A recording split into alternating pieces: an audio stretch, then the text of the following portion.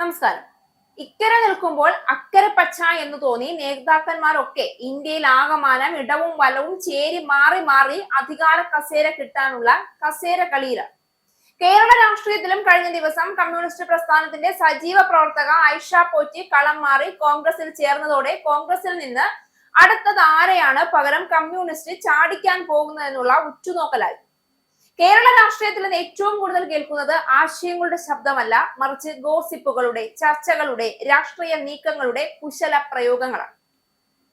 ഒരു നേതാവിന്റെ നിലപാട് മാറുമോ, പാർട്ടി മാറുമോ എന്ന ചോദ്യങ്ങൾ മാധ്യമങ്ങളിലും പൊതുജന ചർച്ചകളിലും ദിവസേന ഉയർന്നു കേൾക്കുകയാണ്. ഈ പശ്ചാത്തലത്തിലാണ് കോൺഗ്രസ് നേതാവ് ഷാനിമോൾ ഉസ്മാൻ CPIM-ലേക്ക് പോകുന്നുവെന്ന വാർത്തകൾ ഉയർന്നത്. അവർ അവയെ ശക്തമായി നിഷേധിച്ചത്. പക്ഷേ ഈ നിഷേധം കേവലം ഒരു വ്യക്തിയുടെ വിശദീകരണമായി മാത്രം കാണാൻ കഴിയില്ല. ഇത് കേരള രാഷ്ട്രീയത്തിന്റെ ആന്തരിക അവസ്ഥയുടെ പ്രതിഫലനം കൂടിയാണ്. ആശയങ്ങളും ആദർശങ്ങളും ഒരു കാലത്ത് രാഷ്ട്രീയത്തിന്റെ നട്ടെല്ലായിരുന്നെങ്കിൽ ഇന്ന് അധികാരവും വ്യക്തിപരമായ നേട്ടവും തന്നെയാണ് പലരുടെയും ഏക ലക്ഷ്യം.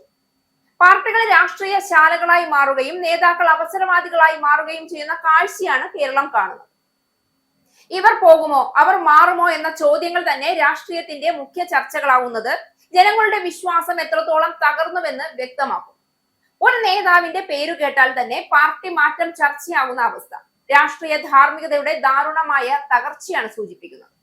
കോൺഗ്രസ് വിട്ട് CPIM-ലേക്ക് പോകുന്നുവെന്ന പ്രചരണങ്ങൾ തള്ളി മുൻ MLA ഷാനിമോൾ ഉസ്മാൻ തന്നെ നേരിട്ട് രംഗത്ത് വന്നതോടെയാണ് അഭ്യൂഹങ്ങൾ അവസാനിച്ചത്. ഷാനിമോൾ ഉസ്മാൻ പാർട്ടി വിടുമെന്ന തരത്തിൽ സാമൂഹ്യ മാധ്യമങ്ങളിൽ പ്രചരണമുണ്ടായി. എന്നാൽ ഈ പ്രചരണമാണ് ഇപ്പോൾ ഷാനിമോൾ ഉസ്മാൻ തള്ളിയത്. രാഹുൽ മാങ്കൂട്ടത്തിൽ MLA-യുടെ വിഷയത്തെ തുടർന്ന് കോൺഗ്രസ് വിടുന്നുവെന്നായിരുന്നു പ്രചരണങ്ങൾ. മുൻ CPIM MLA Aisha Potti party വിട്ട് കോൺഗ്രസിലേക്ക് പോയതിന് പിന്നാലെയായിരുന്നു പ്രചരണങ്ങൾ വന്നത്. 3 പതിറ്റാണ്ടുകാലം CPIM-നൊപ്പം നിന്ന ഐഷ പോറ്റി കോൺഗ്രസിലേക്ക് ചേർന്നത് വലിയ വിവാദമായി. കോൺഗ്രസിന്റെ കേന്ദ്രത്തിനെതിരായ പ്രതിഷേധ പരിപാടിയിൽ വെച്ച് പ്രതിപക്ഷ നേതാവ് VD സതീശൻ ഷാൾ അണിയിച്ച് ഐഷ പോറ്റിയെ സ്വീകരിക്കുകയായിരുന്നു.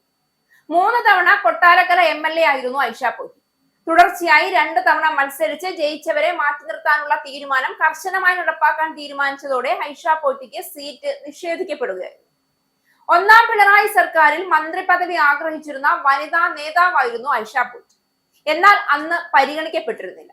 പിന്നീട് സീറ്റ് ലഭിക്കാതെയും വന്നതോടെ പാർട്ടിയുമായി അകലുകയായിരുന്നു. അതേസമയം ഐഷ പോറ്റിക്കെതിരെ വലിയ രീതിയിലുള്ള വിമർശനങ്ങളാണ് CPM നേതാക്കൾ ഉന്നയിച്ചത്. വർഗവഞ്ചനയാണ് ഐഷ പോറ്റി ചെയ്തതെന്നും സ്ഥാനമാനങ്ങളോടുള്ള ആർത്തി എങ്ങനെ മനുഷ്യനെ വഷളാക്കാമോ അതാണ് അവർ കാണിച്ചതെന്നും മേഴ്സിക്കുട്ടിയമ്മ പറഞ്ഞു. ഐഷ പോറ്റി വർഗവഞ്ചകയാണെന്ന് തോമസ് ഐസക്കും ആവർത്തിച്ചു.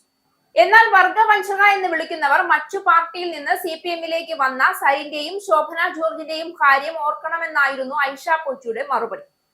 തനിക്കെല്ലാം തന്നെന്ന് പറഞ്ഞ പാർട്ടി ഇന്നില്ല എന്നും പാർട്ടി സ്ഥാനങ്ങൾ തന്നാൽ മാത്രം പോരാ എന്നും ഐഷ പോറ്റി പറഞ്ഞിരുന്നു.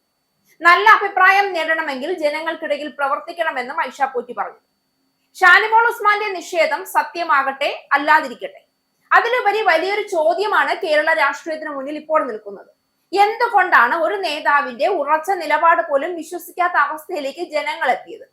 ഉത്തരം വ്യക്തമാണ്. സ്വാർത്ഥത, അധികാരമോഹം, രാഷ്ട്രീയ കളികൾ.